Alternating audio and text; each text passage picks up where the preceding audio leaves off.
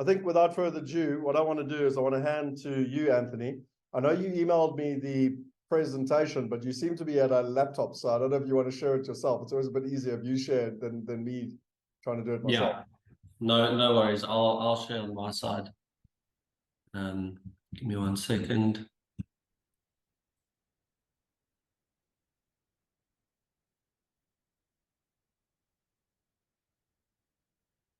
Can you guys see that?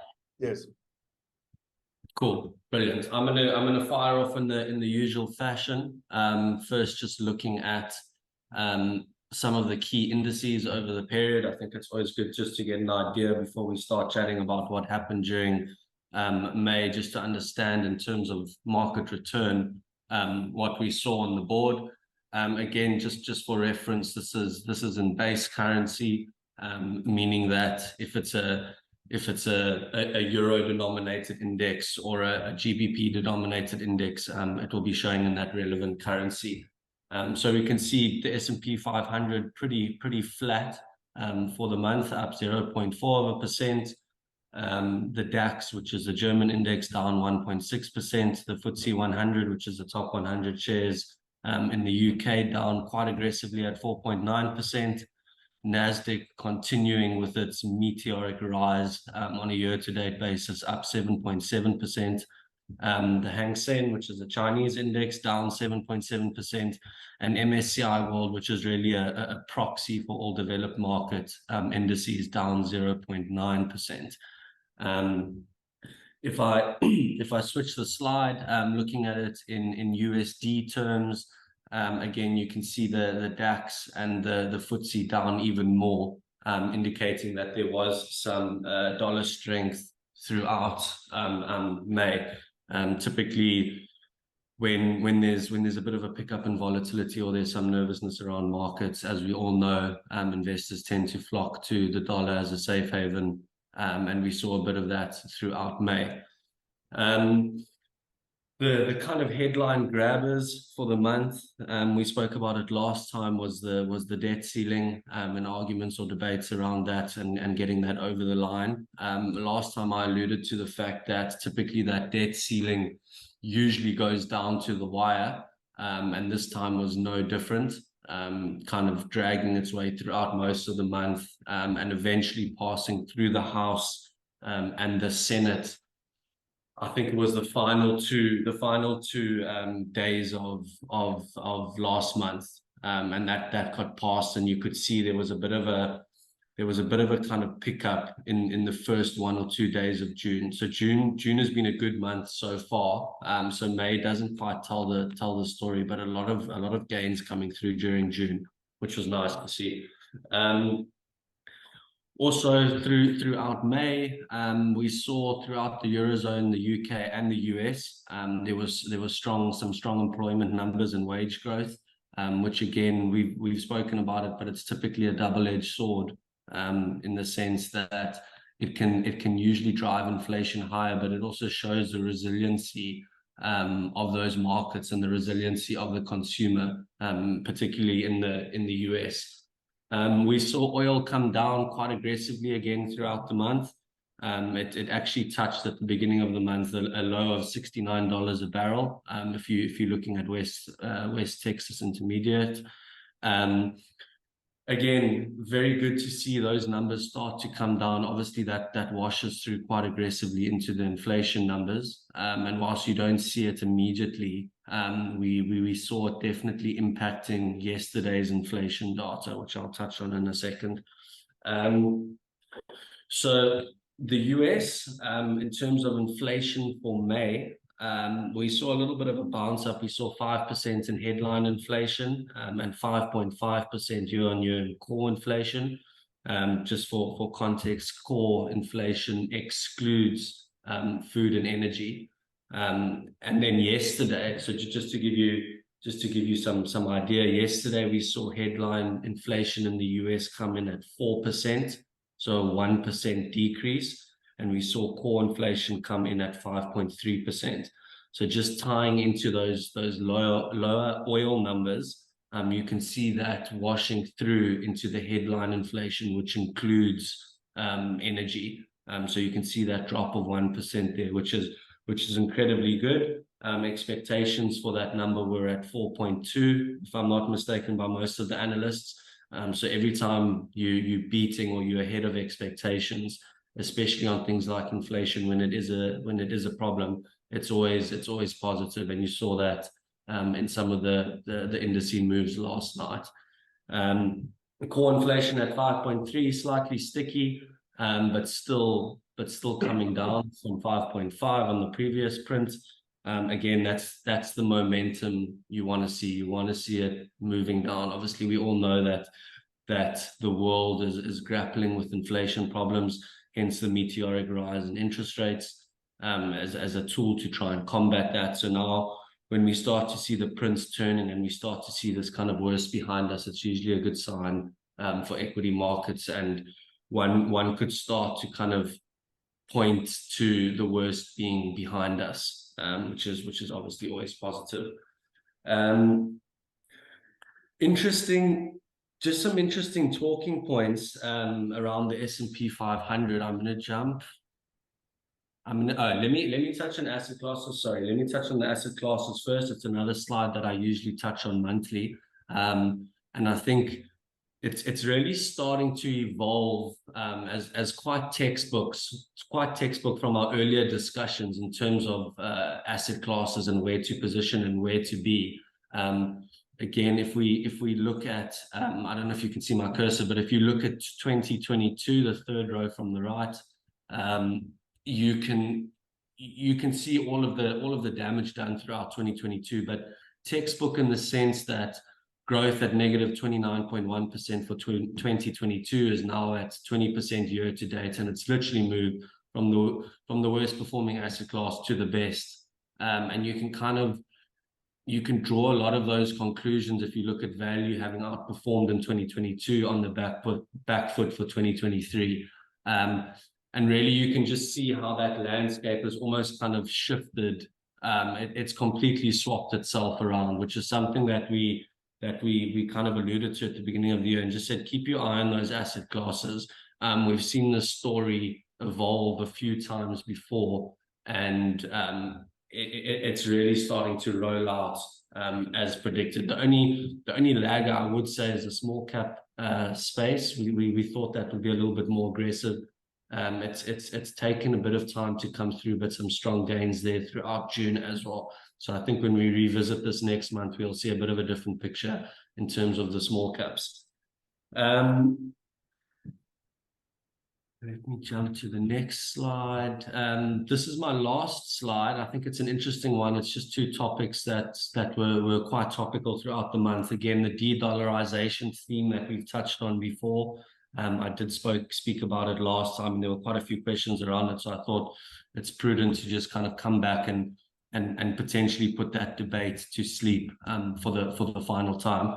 What I'm showing here is the reserve currencies, global reserve currencies, and just looking at the percentage that they occupy.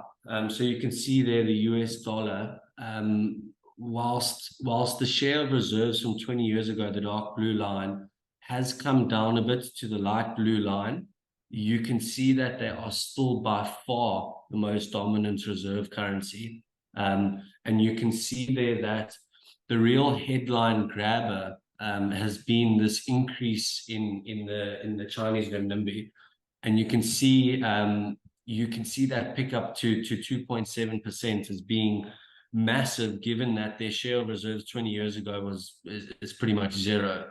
So when you start to see these headlines of these massive increases, it's coming off little to no base. So I think that's important just for a context point of view.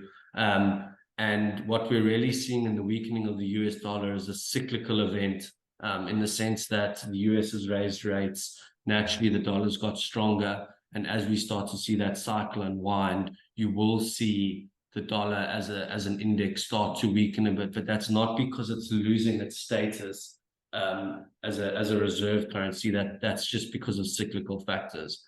And then you can just see the rest of the guys, how they really are quite a way behind the US dollar. So I don't think you're going to see this chart or a change of reserve currency anytime soon. Moving to the right, so the reason why we saw a bit of a pickup in the S&P 500, and you saw strong outperformance in the Nasdaq, is really there's been an underlying theme throughout this year, and that's been one of artificial intelligence, AI. That's been a strong driver of the S&P 500 as well as the Nasdaq. And you can see in this chart here how the dark blue line is next gen cloud computing and AI index. You can see how that is just absolutely charged ahead of the rest of the pack on a year-to-date basis. And you can see how AI challenged companies have kind of dropped off the radar quite a bit, and they're actually at a negative year-to-date. And then just for perspective, you've got MSCI World running in gold along the middle. So a lot of the outperformance of the S&P 500 has actually been driven by the 10 largest names in that component in the S&P 500. So you've got 490 names in the S&P 500 that are really struggling, and you've got 10 of the biggest guys kind of charging ahead, and being driven by that AI theme. So I think it's quite interesting, just for a context point of view, that when you look at the index year to date, you think to yourself, geez, well, that's not bad. It's all 500 companies are doing well, but I think the story is quite different in the sense that it's really been pulled along by the 10 biggest companies.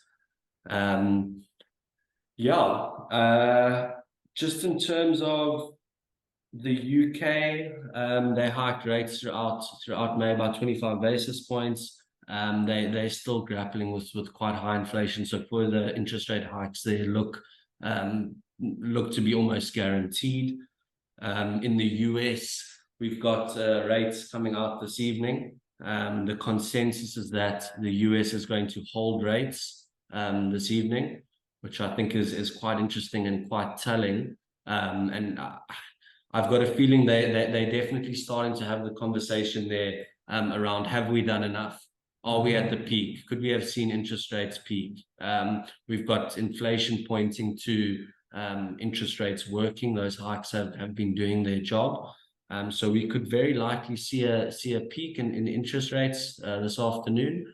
Whether they'll hike again in July is really where a lot of the talking points are coming from now.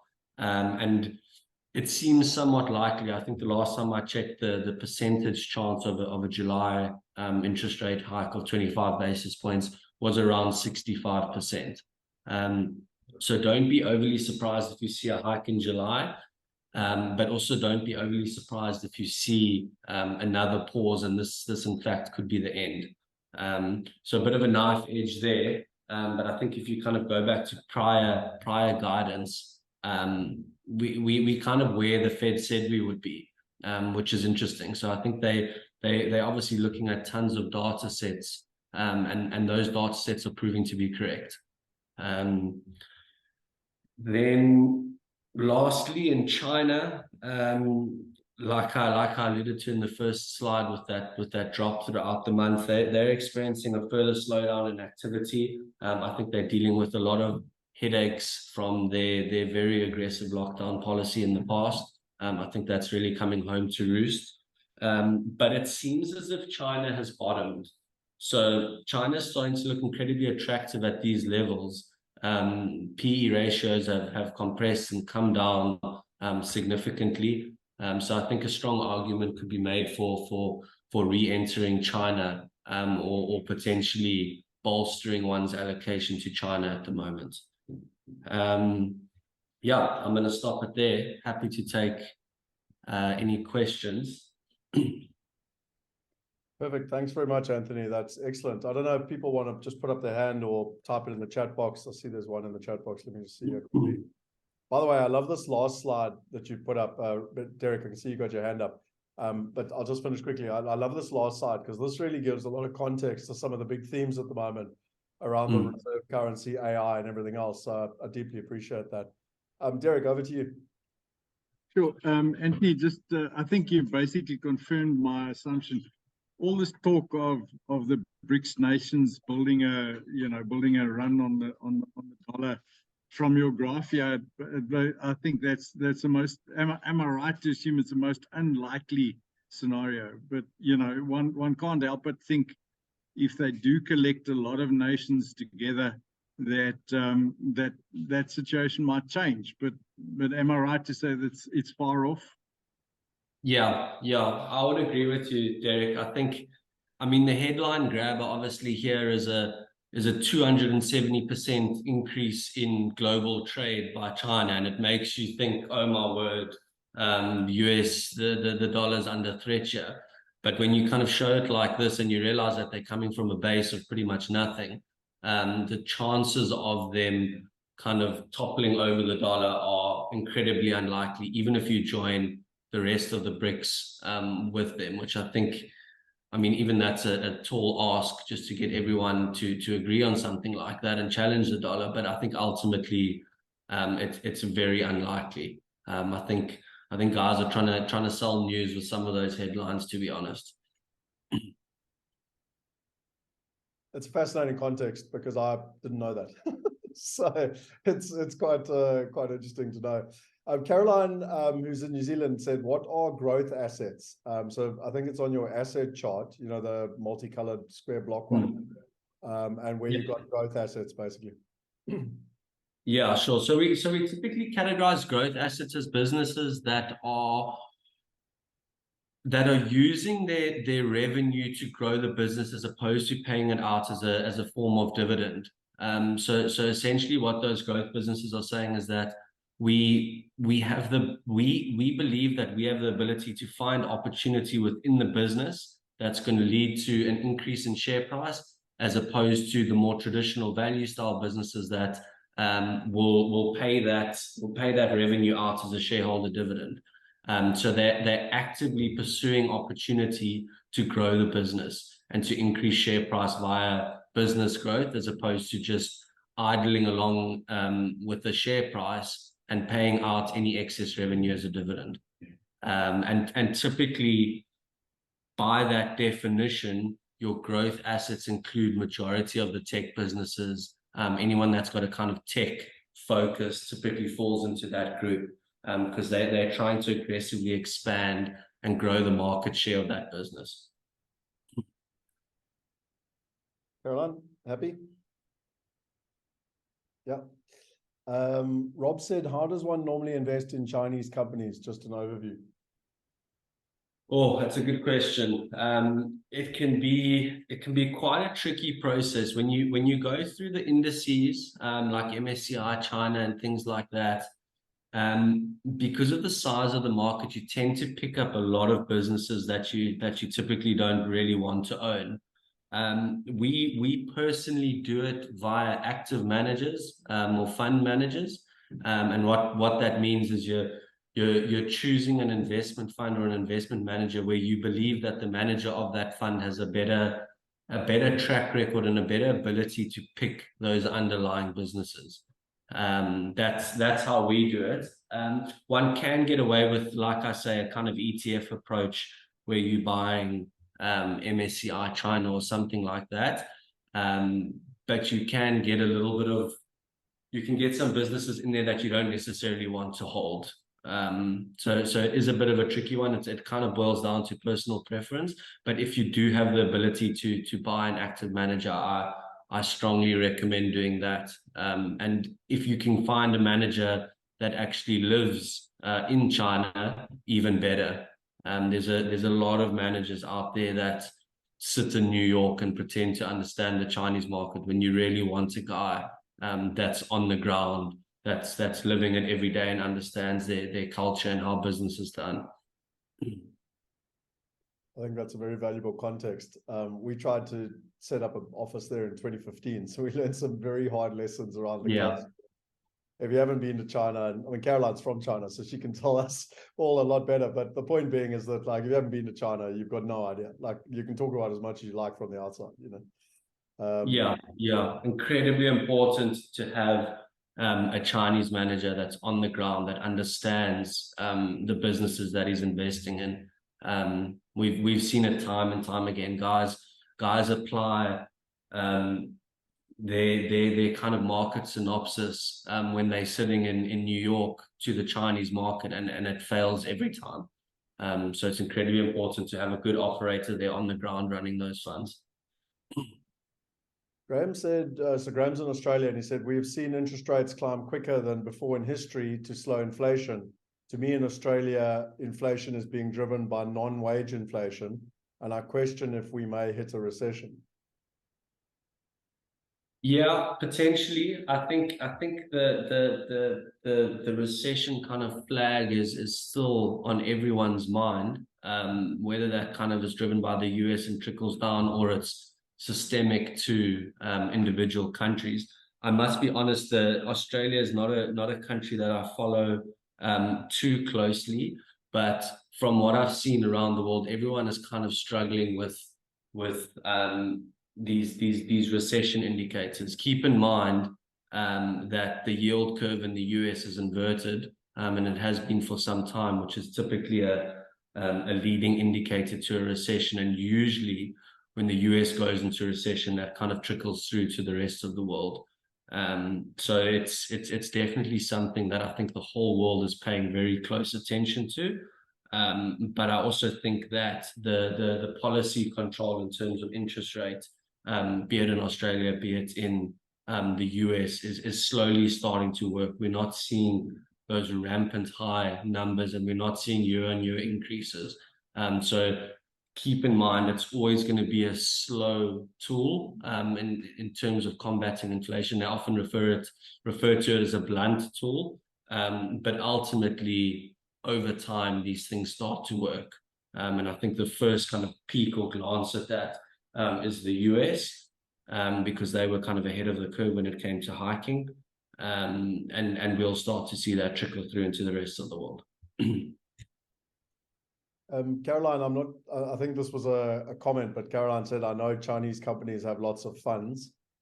So yeah, I'm not sure the context of that, but obviously that's related back to the Chinese component. And then equally, Derek has asked, how about buying Tencent? I saw an article on Tencent the other day, and I think the consensus around is actually quite good at the moment. I think a lot of guys are starting to see value there again, and are starting to climb in. So yeah, I can't imagine that being the worst trade at the moment. I think you will, over the long term, definitely get some value there. Awesome. Okay, well, thanks very much. I think excellent, Anthony. I know Anthony's actually presenting live in 4 minutes in Cape Town. So really appreciate you turning up and giving us this context. I'm not sure if anyone else has any other questions or closing comments in terms of where we're at. And I do think, I think for Graham, what's quite nice, as Anthony said, I don't follow Australia that closely. And the good news is we're about to pivot to our partners in Australia. So it's a pretty good timing for this month in terms of the process. So yeah, Anthony, thanks so much. I really appreciate the update. I'm learning a huge amount on a monthly basis in terms of what's happening in the world. So I really appreciate your help. Excellent. Thanks, guys. Always a pleasure, Scott. Cool, everyone. Cheers. Bye then. Right. Cheers, everyone. Bye.